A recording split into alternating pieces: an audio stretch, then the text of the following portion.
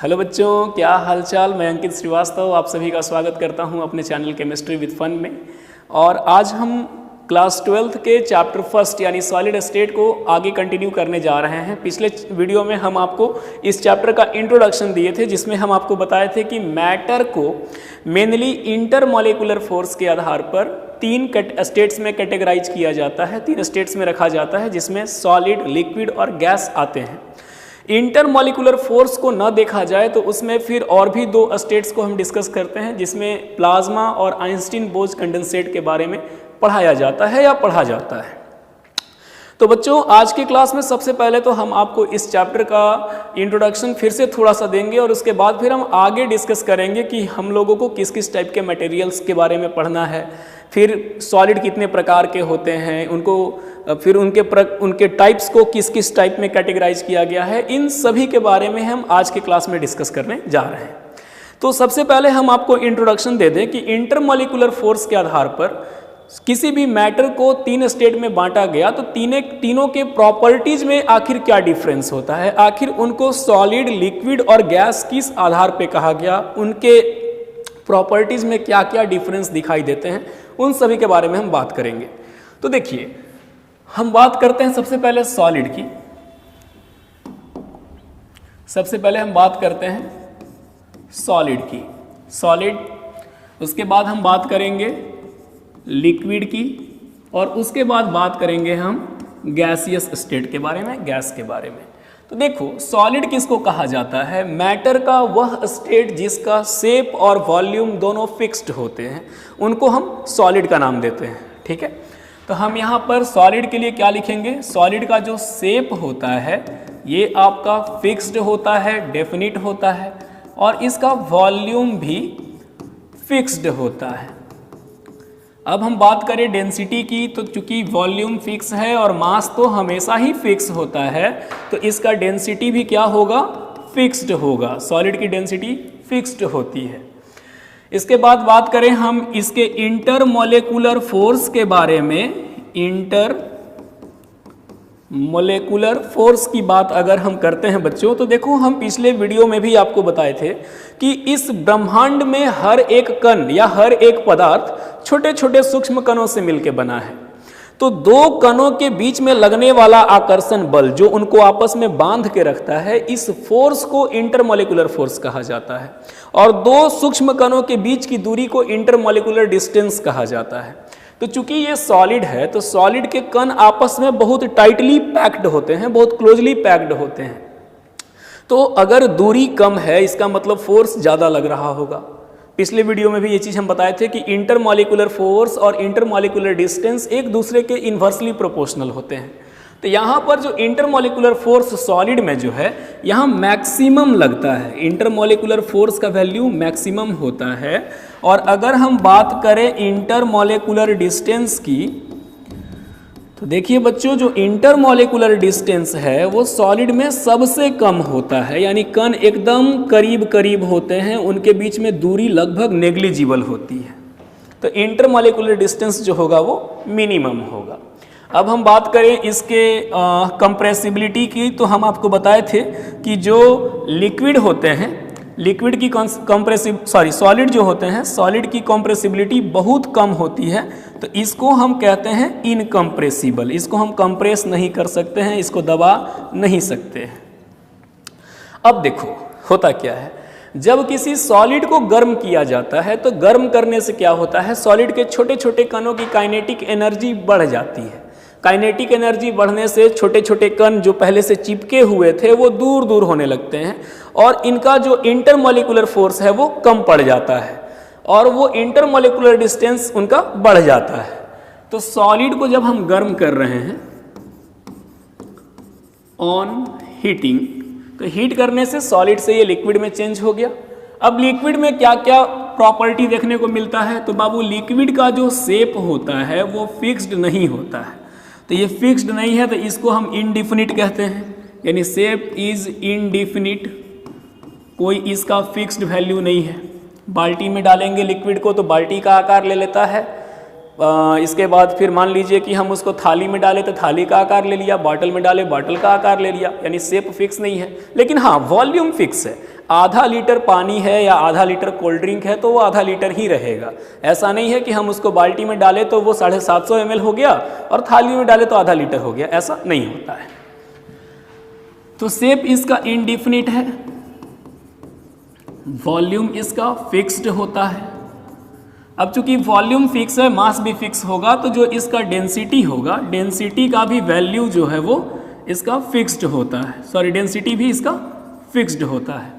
अब अगर हम बात करें तो इंटरमोलिकुलर फोर्स की, तो जो इंटरमोलिकुलर फोर्स है, इंटरमोलिकुलर फोर्स, तो इंटरमोलिकुलर फोर्स का जो मान होगा वो सॉलिड से कम होगा लेकिन गैस से ज़्यादा होगा, क्योंकि फोर्स सबसे ज़्यादा सॉलिड में लगता है और सबसे कम गैस में लगता है। तो लिक्विड में जो इंटरमोलिकुलर फोर्स होगा उसको हम लिखेंगे less than solid, less than solid but more than gas. Gas से ज़्यादा फोर्स लिक्विड में लगता है और सॉलिड से कम लगता है। और बात करें हम अगर इंटरमोलिकुलर डिस्टेंस की, इंटरमोलिकुलर डिस्टेंस की अगर बात की जाए, इंटरमोलिकुलर डिस्टेंस की बात की जाए तो इंटरमोलिकुलर डिस्टेंस सॉलिड से ज़्यादा होता है और गैस से कम होता है, क्योंकि गैस के कण एकदम दूर दूर होते हैं, सॉलिड में एकदम चिपके चिपके से होते हैं। तो लिक्विड में क्या है, वो थोड़ा दूर होगा। तो ये दूरी जो है वो सॉलिड वाले से ज़्यादा है और गैस वाले से कम है। तो इंटरमोलिकुलर डिस्टेंस में लिखेंगे more than solid, more than solid but less than gas, more than solid but less than gas. अब हम बात करें गैस की। अच्छा, ये थोड़े से ये स्लाइटली कंप्रेसिबल होते हैं, थोड़ा बहुत इसको कंप्रेस किया जा सकता है, तो इनकी कंप्रेसिबिलिटी जो होती है वो स्लाइटली कंप्रेसिबल हो सकता है। ठीक है, अब हम बात करें गैस की। तो अब देखिए, लिक्विड को जब गर्म करेंगे, जब लिक्विड को हीट किया जाता है ऑन हीटिंग, तो लिक्विड को गर्म करने से गैस का निर्माण होता है। तो अगर हम गैस के कैरेक्टरिस्टिक्स की बात करें तो गैस में न तो शेप फिक्स होता है, शेप भी नॉट फिक्स्ड, और ना ही इसका कोई वॉल्यूम फिक्स्ड है। अब वॉल्यूम भी फिक्स्ड नहीं है, वॉल्यूम नॉट फिक्स्ड।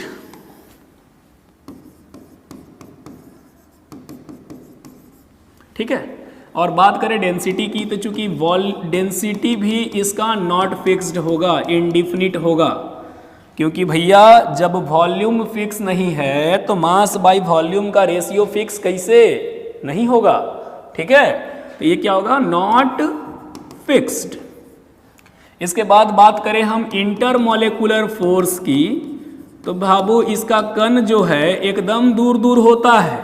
तो कण दूर दूर कब होगा, जब कणों के बीच में लगने वाला अंतर आकर्षण बल कमजोर होगा, यानी इंटरमोलिकुलर फोर्स जो है वो गैस में सबसे कम लगता है, इसीलिए हम लिखते हैं मिनिमम।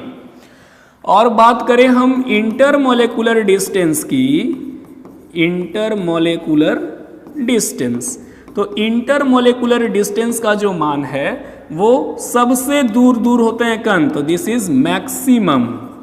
कणों के बीच की दूरी सबसे ज़्यादा है और ये बहुत ज़्यादा कॉम्प्रेस होते हैं। जैसे हमारे घर में जो ब्यूटेन सिलेंडर यूज़ होता है या एलपीजी सिलेंडर यूज़ होता है, तो उसमें गैस को कॉम्प्रेस करके लिक्विड स्टेट में चेंज कर दिया जाता है, यानी कि गैस को कंप्रेस किया जा सकता है। गैसेज हाईली कंप्रेसिबल होते हैं। तो हम इसमें क्या लिखेंगे, हाईली कंप्रेसिबल, हाईली कंप्रेसिबल। तो बच्चे यही कुछ कुछ प्रॉपर्टीज थी जिनके आधार पर हम मैटर को 3 स्टेट में, सॉलिड, लिक्विड और गैस में कैटेगराइज करते हैं। अब आप इसका स्क्रीनशॉट ले लीजिए, इसके बाद फिर हम डिस्कस करेंगे कि फिर सॉलिड, जो कि इस चैप्टर का मेन मुद्दा है या मेन टॉपिक है, जिसके बारे में हम लोगों को डिटेल में पढ़ना है, वो किस किस टाइप के मटेरियल में कैटेगराइज किए गए हैं। उसके बाद टाइप्स ऑफ सॉलिड को डिस्कस करेंगे। तो आप इसका स्क्रीनशॉट ले लें, उसके बाद हम डिस्कस करते हैं टाइप्स ऑफ मटेरियल। इसका स्क्रीनशॉट ले लिए। चलिए अब देखिए, अगर हम बात करें सॉलिड की, तो सॉलिड के बारे में तो हम लोग डिस्कस कर ही लिए। खैर इन सभी बातों को हम पढ़ चुके हैं। चलिए एक बार फिर से देख लीजिए। कहता है कि मैटर का वह स्टेट, जो चैप्टर का मेन टॉपिक है सॉलिड स्टेट, तो मैटर का वह स्टेट जिसका शेप भी डिफिनिट होता है और वॉल्यूम भी डिफिनिट होता है, वो सॉलिड स्टेट कहलाता है। अब सॉलिड स्टेट का एग्जाम्पल यहाँ दिया हुआ है, sodium chloride, zinc sulphide, glass, rubber, plastic, diamond, etc, ये सारे के सारे सॉलिड होते हैं। अब देखो कैरेक्टरिस्टिक्स ऑफ सॉलिड की बात की जाए तो अभी तुरंत बताए कि जो शेप होता है, जो शेप है वो इसका डेफिनिट होगा, इसका शेप फिक्स्ड होता है, वॉल्यूम भी फिक्स्ड होता है, डेंसिटी भी फिक्स्ड होता है, इंटरमॉलिक्यूलर फोर्स सबसे ज़्यादा लगता है और इंटरमॉलिक्यूलर डिस्टेंस सबसे कम लगता है। इन सभी चीज़ों को हम जस्ट पिछले वाले स्लाइड में पढ़े, ठीक है। अब आते हैं, हम बात करते हैं मटेरियल के बारे में। जो सॉलिड होते हैं उनको दो टाइप्स के मटेरियल में बांटा गया है, जिसमें से एक होते हैं आइसोट्रॉपिक मटेरियल और एक होते हैं एनिसोट्रॉपिक मटेरियल। मान लीजिए कि आपके पास एक सॉलिड है, उस सॉलिड के डिफरेंट पार्ट्स की फिजिकल प्रॉपर्टीज को देखा जाए, भौतिक गुणों को देखा जाए। जैसे मान लीजिए थर्मल कंडक्टिविटी की बात हो, थर्मल रेजिस्टिविटी की बात हो, रिफ्रैक्टिव इंडेक्स की बात हो, तो अगर ये फिजिकल प्रॉपर्टीज सभी डायरेक्शंस में एक समान है, एक बराबर हैं, तो वैसे मटेरियल को आइसोट्रॉपिक मटेरियल कहते हैं। और अगर फिजिकल प्रॉपर्टी का मान अलग अलग हिस्सों में अलग अलग आता है तो वैसे सॉलिड मटेरियल को एनिसोट्रॉपिक मटेरियल के अंतर्गत रखा जाता है। आइए देखिए डेफिनेशन क्या है। तो आइसोट्रॉपिक मटेरियल में है कि the material whose physical properties like thermal conductivity, thermal resistivity, refractive index are same in all possible directions. जितने भी भौतिक गुण हैं, चाहे वो थर्मल कंडक्टिविटी हो, थर्मल रेजिस्टिविटी हो या रिफ्रैक्टिव इंडेक्स हो, इसके अलावा और भी हो सकते हैं, तो अगर इन सभी का मान सभी डायरेक्शंस में सेम है तो ये आइसोट्रॉपिक मटेरियल कहलाते हैं। और किसी सॉलिड के इस प्रॉपर्टी को आइसोट्रॉपी कहा जाता है। इस प्रॉपर्टी को क्या कहते हैं? आइसोट्रॉपी। अब हम बात करते हैं यहाँ पर एनिसोट्रॉपी की, सॉरी आइसोट्रॉपी की। तो आइसोट्रॉपी में देखिए एक बात याद रखिएगा कि वैसा कोई भी सॉलिड जिसके छोटे छोटे कणों की व्यवस्था अगर वो एक क्रम में नहीं है, मतलब रेगुलर पैटर्न में अगर छोटे छोटे कण सजे हुए नहीं हैं, तो वो आइसोट्रॉपिक होते हैं। जैसे हम आपको जस्ट आगे चल के जब क्रिस्टलाइन और नॉन क्रिस्टलाइन सॉलिड पढ़ाएंगे तो हम आपको बताएंगे कि नॉन क्रिस्टलाइन सॉलिड जो है वो आइसोट्रॉपिक होता है और क्रिस्टलाइन हमेशा एनाइसोट्रॉपिक होते हैं।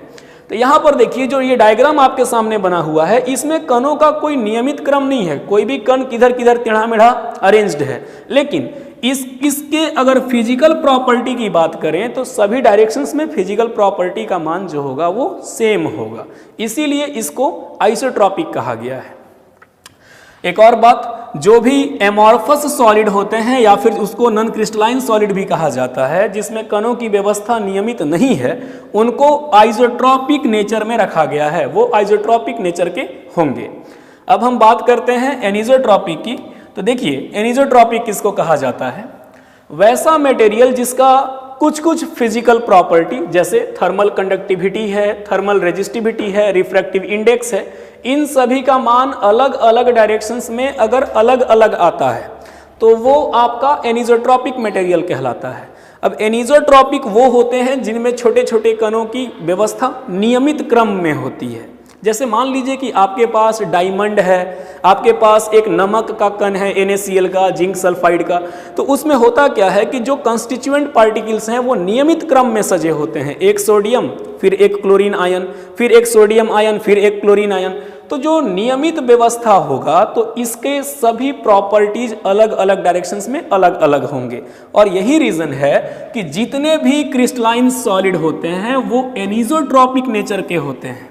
अब एनिसोट्रॉपिक का पहचान करने का तरीका एक और है कि अगर हम इनके बीच एक स्ट्रेट लाइन ड्रॉ करना चाहें तो हम एक स्ट्रेट लाइन ड्रॉ कर सकते हैं, लेकिन इसके बीच में अगर आप चाहोगे कि आप स्ट्रेट लाइन ड्रॉ कर दो तो देखो इसमें पार्टिकल्स एक दूसरे से क्रॉस हो जा रहे हैं, कट जा रहे हैं। तो ये आइसोट्रॉपिक है और ये जो आगे वाला है ये एनिसोट्रॉपिक है। आप किसी भी साइड से चाहेंगे तो एक स्ट्रेट लाइन ड्रॉ कर सकते हैं। अगर आप किसी भी साइड से अगर चाहो तो इसमें स्ट्रेट लाइन तुम ड्रॉ कर सकते हो। स्ट्रेट लाइन ड्रॉ करना पॉसिबल है, उसमें पॉसिबल नहीं होता है। तो यही था आइसोट्रॉपिक और एनिसोट्रॉपिक मटेरियल। उम्मीद करते हैं बच्चों आप लोगों को समझ में आ रहा होगा। मान लीजिए कुछ कमियां होंगी तो आप हमारे कमेंट सेक्शन में उसको बता सकते हैं। आप बेहिचक होकर के हमारे फीडबैक को बताएं कि हमें क्या क्या सुधार करने की ज़रूरत है, ठीक है। बाकी हम अपना आपको बेस्ट देंगे। पैटर्न और हम डिस्कस करते हैं सॉलिड के टाइप्स के बारे में। तो सॉलिड को दो टाइप्स में बांटा जाता है, जिसमें एक होते हैं नॉन क्रिस्टलाइन सॉलिड या इनको एमॉर्फस सॉलिड भी कहा जाता है, और दूसरे होते हैं क्रिस्टलाइन सॉलिड। तो क्रिस्टलाइन और नॉन क्रिस्टलाइन दोनों के प्रॉपर्टीज़ के बारे में भी हम लोग पढ़ेंगे इस वीडियो में। अब देखिए, एमॉर्फस सॉलिड या नॉन क्रिस्टलाइन सॉलिड क्या चीज़ है। कहता है कि वैसा सॉलिड जिसके कंस्टिट्यूएंट पार्टिकल्स यानी छोटे छोटे कण, जो कि या तो एटम हो सकते हैं या मॉलिक्यूल हो सकते हैं या आयन हो सकते हैं, वो एक रेगुलर पैटर्न में अरेंज्ड नहीं है। अगर किसी सॉलिड के छोटे छोटे कण एक नियमित क्रम में व्यवस्थित नहीं हैं, एक रेगुलर पैटर्न में अरेंज नहीं है, तो ऐसे सॉलिड को एमॉर्फस सॉलिड कहा जाता है। इसको हम अक्रिस्टलीय ठोस कहते हैं। अब देखिए, इस टाइप के सॉलिड का जो ज्योमेट्री होता है, ज्यामिति होती है, वो इरेगुलर होती है। मतलब कि अगर उनको बीच से काटा जाए, चाकू से काटा जाए, तो एक खुरदरा सरफेस प्राप्त होता है, रुखरा सरफेस प्राप्त होता है, ठीक है। एमॉर्फस सॉलिड का दूसरा नाम स्यूडो सॉलिड होता है। स्यूडो सॉलिड का मतलब होता है झूठा ठोस, और इसका एक और नाम है सुपर कूल्ड लिक्विड। अब क्वेश्चन ये है कि सर ये सॉलिड है या लिक्विड है। तो इसका एग्जाम्पल होता है ग्लास। जैसे मान लीजिए कि आप किसी बहुत पुराने बिल्डिंग में गए हैं जो हजारों साल पुराना है, तो अगर आप उस बिल्डिंग के विंडो में जो कांच लगा हुआ है उसको ध्यान से देखिएगा, तो होता क्या है कि जो सबसे नीचे का बॉटम होता है, जो कांच का पेंदी होता है, वो आपको मोटा दिखाई देगा, और जो ऊपर का हिस्सा होगा वो आपको पतला दिखाई देगा। शुरुआत में ऐसा नहीं था, शुरुआत में वो ऊपर से नीचे तक एक बराबर थे, लेकिन धीरे धीरे क्या होता है कि उसके अंदर फ्लूइडिटी आ जाती है। तो फ्लूइडिटी से होता क्या है कि ग्लास के पार्टिकल नीचे की ओर फ्लो कर जाते हैं, इसीलिए इसको सुपर कूल्ड लिक्विड कहा गया है। इसको आसानी से ऑब्जर्व नहीं किया जा सकता है, ये हजारों साल पुराने विंडोज़ में देखने को मिलेगा आपको, ठीक है। इसके बाद फिर एक और बात है कि जो एमॉर्फस सॉलिड होते हैं, जिनमें कणों की कोई क्रम मतलब व्यवस्था फिक्स नहीं है, कि भाई छोटे छोटे पार्टिकल्स एक नियमित क्रम में अरेंज नहीं है, तो उनको हम आइसोट्रॉपिक मटेरियल के अंतर्गत पढ़ते हैं। और ये जो एमॉर्फस होता है ये आइसोट्रॉपिक मटेरियल में पढ़ा जाता है। मतलब इसका जो फिजिकल प्रॉपर्टी होगा, thermal conductivity, thermal resistivity, refractive index, ये सब अलग अलग डायरेक्शंस में अलग अलग होंगे, अलग अलग डायरेक्शंस में सेम होंगे। उल्टा बोल दिए हम, आइसोट्रॉपिक है ना, तो अलग अलग डायरेक्शंस में सेम फिजिकल प्रॉपर्टीज होंगे। इसके एग्जाम्पल में rubber, plastic, polymer, starch, cellulose, glass, ETC बहुत सारे एग्जाम्पल्स होते हैं। फाइबर है, थर्मोप्लास्टिक है, वो सब भी इसी एमॉर्फस सॉलिड के लिस्ट में आता है। अब हम बात कर लें दूसरे टाइप की, तो दूसरा जो टाइप होता है वो आपका क्रिस्टलाइन सॉलिड है। ये आपका क्रिस्टलाइन सॉलिड है। तो क्रिस्टलाइन सॉलिड क्या चीज़ है भाई? ऐसा सॉलिड जिसके छोटे छोटे कण, चाहे वो एटम हो, चाहे मॉलिक्यूल हो, चाहे आयन हो, अगर वो एक नियमित क्रम में सजे हुए हैं, एक रेगुलर पैटर्न में अरेंज्ड हैं, तो उनको हम क्रिस्टलाइन सॉलिड कहते हैं, ठीक है। इस टाइप का जो सॉलिड होता है, इसका ज्योमेट्री जो है वो रेगुलर होता है। इस टाइप के सॉलिड की ज्योमेट्री रेगुलर होती है। कहने का मतलब है कि अगर हम उनको बीच से काटें तो हमेशा एक चिकना तल प्राप्त होगा, स्मूथ सरफेस प्राप्त होगा। इसके बाद इस प्रकार के जो सॉलिड होते हैं इनको वास्तविक ठोस कहा गया है। ये रियल में सॉलिड है, ट्रू सॉलिड इन्हीं को कहा जाता है। इसके बाद इस टाइप के जो सॉलिड हैं वो एनिसोट्रॉपिक मटेरियल से बने होते हैं। इनको एनिसोट्रॉपिक मटेरियल के अंतर्गत रखा जाता है। तो एनिसोट्रॉपिक मटेरियल कहने का मतलब है कि छोटे छोटे कणों का पैटर्न भी नियमित हो, एक क्रमित पैटर्न में हो, और इनका जो फिजिकल प्रॉपर्टी का वैल्यू है वो अलग अलग डायरेक्शंस में अलग अलग होता है। जैसे आपके सामने मान लीजिए कि सोडियम क्लोराइड का क्रिस्टल बना हुआ है, तो आप देख सकते हैं यहाँ सोडियम का आयन है, बगल में क्लोरीन का है, फिर सोडियम, फिर क्लोरीन, क्लोरीन के जस्ट नीचे सोडियम, सोडियम के जस्ट नीचे क्लोरीन। तो ये एक रेगुलर पैटर्न हुआ। इसमें हम चाहें तो स्ट्रेट लाइन आसानी से खींच सकते हैं, यानी ये एनिसोट्रॉपी को दिखाता है। तो जो भी आपके क्रिस्टलाइन सॉलिड होते हैं वो एनिसोट्रॉपिक मटेरियल से बने होते हैं। इसका एग्जाम्पल बच्चों देख लो, sodium chloride, zinc sulphide, sodium nitrate, diamond, ये सभी के सभी जो हैं, या फिर आप सिल्वर नाइट्रेट को भी इसके अंतर्गत रख सकते हो। ये जितने भी पार्टिकल्स हैं ये सारे के सारे क्रिस्टलाइन सॉलिड होते हैं। ठीक है, तो यही था आपका सॉलिड का टाइप, जिसमें सॉलिड को मेनली दो मुख्य भागों में बांटा गया। एक होता है क्रिस्टलीय यानी क्रिस्टलाइन, और एक होता है अक्रिस्टलीय ठोस यानी नॉन क्रिस्टलाइन। अब दोनों में कुछ कुछ डिफरेंस भी है, आइए हम उनके डिफरेंस को देख लें। तो देखिए एमॉर्फस सॉलिड और क्रिस्टलाइन सॉलिड में क्या डिफरेंस है। तो क्रिस्टलाइन सॉलिड के जो छोटे छोटे पार्टिकल्स हैं उनका पैटर्न रेगुलर होता है, वो नियमित क्रम में सजे होते हैं, और इनका जो पैटर्न है वो रेगुलर नहीं होता है, ये इरेगुलर पैटर्न में टेढ़ा मेढ़ा सजे होते हैं। इसके बाद फिर क्रिस्टलाइन सॉलिड का ज्योमेट्रिकल शेप रेगुलर है, इसका ज्योमेट्रिकल शेप इरेगुलर है। क्रिस्टलाइन सॉलिड को हम ट्रू सॉलिड कहते हैं, और जो आपका एमॉर्फस सॉलिड है इसको स्यूडो सॉलिड या सुपरकूल्ड लिक्विड कहा जाता है। ठीक है बच्चों, तो ये इसके मुख्य कुछ कुछ अंतर होते हैं, जैसे ये आपका एनिसोट्रॉपिक मटेरियल से बना होता है और वो आइसोट्रॉपिक मटेरियल से बना होता है।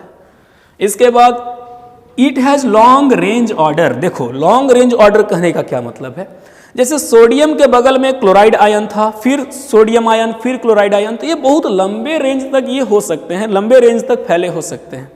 लेकिन जो एमॉर्फस सॉलिड होते हैं, मान लो रबर है, तो रबर का जो सिस्टमेटिक वे है, मतलब कि पार्टिकल्स अगर सज रहे हैं तो वो रेगुलर पैटर्न में बहुत दूर तक नहीं सज सकते हैं, थोड़ी देर के बाद उनमें इरेगुलरिटी आ जाती है। तो वो इसीलिए इनको कहा गया है कि it has short range order. ये भी सजते हैं लेकिन इनका क्रम बहुत छोटा होता है। इसके बाद जो क्रिस्टलाइन सॉलिड है ये एक शार्प टेम्परेचर पर मेल्ट करता है, इसका फिक्स है कि भैया इतने डिग्री के तापमान पर ये पिघल जाएगा। लेकिन एमॉर्फस सॉलिड जैसे रबर है, प्लास्टिक है, तो इसका कोई फिक्स मेल्टिंग पॉइंट नहीं है, ये धीरे धीरे सॉफ्ट होते हैं उसके बाद मेल्ट करते हैं। इसीलिए हम कहते हैं कि it melt in A range of temperature. ये नहीं कहा जा सकता कि प्लास्टिक 100 डिग्री पे मेल्ट ही कर जाएगा, हम ये कह सकते हैं कि हाँ 100 से 120 के बीच में कहीं भी मेल्ट कर सकता है। तो ये था आपका सॉलिड के दोनों टाइप्स में डिफरेंस। आप इसका स्क्रीनशॉट ले लें, हम आपको लिखने का समय नहीं दिए तो आप इसका स्क्रीनशॉट ले लें। अगर आप इसका स्क्रीनशॉट ले लिए तो इसके पीछे वाले स्लाइड का भी आप स्क्रीनशॉट ले लें।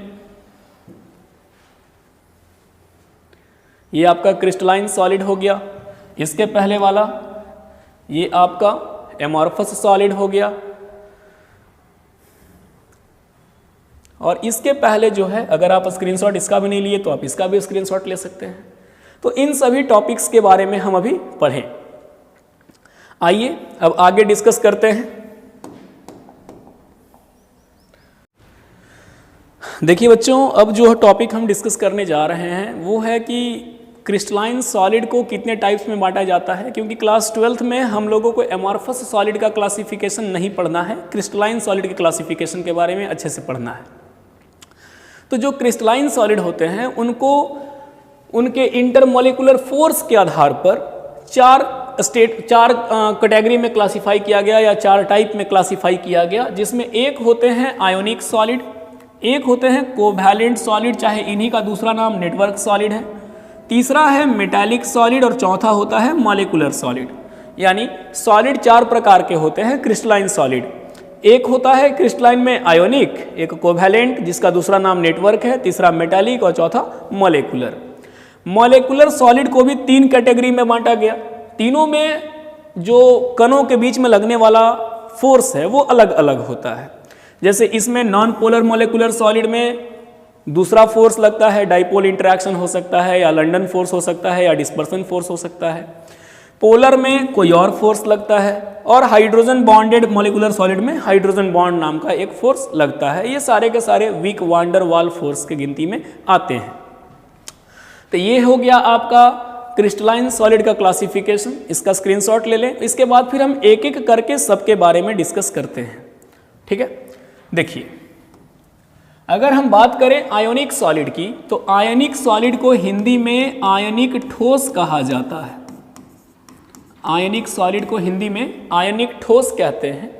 तो कहता है कि इस टाइप जो आयनिक सॉलिड है ये हमेशा आयंस के कॉम्बिनेशन से तैयार होता है। मतलब एक पॉजिटिव आयन जो कि कैटायन है, एक निगेटिव आयन जो कि एनायन है, दोनों आपस में कंबाइन हुए किसी फोर्स के द्वारा बंधे और उनके बंधने से आयनिक सॉलिड प्राप्त होता है। वही बात यहाँ लिखा हुआ है कि जब कैटायन और एनायन आपस में स्ट्रॉन्ग इलेक्ट्रोस्टैटिक फोर्स से बंध जाते हैं, strong electrostatic force of attraction से बंध जाते हैं, तब आयोनिक सॉलिड का निर्माण होता है। अब देखिए आयोनिक सॉलिड के कुछ कुछ गुण होते हैं। जैसे आयोनिक सॉलिड चूंकि बहुत स्ट्रॉन्ग फोर्स की वजह से बनता है, तो ये इसका नेचर ये अपना हार्ड होगा, काफ़ी कठोर होगा और ब्रिटल होगा। ब्रिटल कहने का मतलब है कि अगर हम उसको हथौड़े से पीटेंगे तो वो टुकड़े टुकड़े में टूट जाएगा। ठीक है। इसके बाद फिर इस प्रकार के सॉलिड का जो मेल्टिंग पॉइंट है, मतलब कि हम चाहते हैं कि सॉलिड से लिक्विड में चेंज कर दें, या इसका जो बॉइलिंग पॉइंट है, मतलब कि लिक्विड से गैस में चेंज कर दें, तो इन दोनों को प्राप्त करने के लिए टेम्परेचर को बहुत ज़्यादा देना पड़ता है। मतलब इसका मेल्टिंग पॉइंट और बॉइलिंग पॉइंट जो है वो बहुत हाई होता है। इसके बाद जो इस प्रकार के सॉलिड होते हैं वो हीट और इलेक्ट्रिसिटी के कंडक्टर तो होते हैं, हीट और इलेक्ट्रिसिटी का कंडक्शन करेगा, लेकिन सिर्फ एक्वियस स्टेट में, यानी जब हम उसको पानी में घोल रहे हैं तब, या फिर उसको पिघला रहे हैं तब। तो एक्वस स्टेट में और मोल्टेन स्टेट में ये आपके हीट और इलेक्ट्रिसिटी के कंडक्टर होंगे, लेकिन ये सॉलिड अवस्था में इलेक्ट्रिसिटी का कंडक्शन नहीं करेंगे। यानी आयोनिक सॉलिड जो होता है वो सॉलिड स्टेट में इलेक्ट्रिसिटी कंडक्ट नहीं करता है। इसका एग्जाम्पल देख लीजिए। जैसे मान लीजिए आपके पास सोडियम क्लोराइड है, पोटेशियम नाइट्रेट है, magnesium oxide, potassium chloride, zinc sulphide, silver nitrate, calcium difluoride, ये जितने भी आप देख रहे हो ये सारे के सारे आपके आयोनिक सॉलिड होते हैं, ये आयन से तैयार होते हैं।